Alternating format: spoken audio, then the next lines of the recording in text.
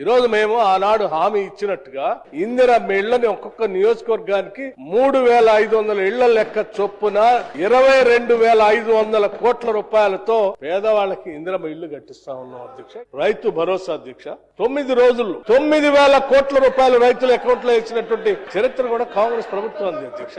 దాదాపు 25,000 రూపాయలు ఒక రైతుకి ఒక్కొక్క ఎకరానికి ఆదాయం వస్తా ఉంది అధ్యక్ష బోనస్ పేరు మీద. రాష్ట్ర వ్యాప్తంగా మహిళలకు ఉచితంగా ఆర్టీసీ బస్సులో ప్రయాణం చేయడం కోసం వెసులుబాటు కలిగించడం కాకుండా అధ్యక్ష ప్రతి నెల మహిళలు తిరిగేటువంటి బస్సులు సంబంధించిన టికెట్లకి లెక్కగట్టి డబ్బులు ఆర్టీసీ చెల్లిస్తా ఉన్నాం అధ్యక్ష. దాదాపు 1,06,00,000 కుటుంబాలకి వాళ్ళ సన్నబియ్యం ఇస్తా ఉన్నాం మనం ఈ రాష్ట్రంలో. 53 నుంచి 54 లక్షల కుటుంబాలకి ఈ రోజు ఫ్రీ పవర్ ఉచితంగా 200 యూనిట్లు ఇస్తా ఉన్నాం. మీరు 10 ఏళ్లు అప్పు చేసి ఖర్చు పెట్టిపోతే 10 ఏళ్ల తర్వాత మేము అధికారంలోకి వచ్చి ఇప్పుడు మీరు తెచ్చినటువంటి అప్పులకి అస్సలు వడ్డీలు కడుతూ కూడా ఈ పథకాలన్నీ చేసుకుంటూ పోతాం అధ్యక్ష. లెక్కలన్నీ చెప్తాం.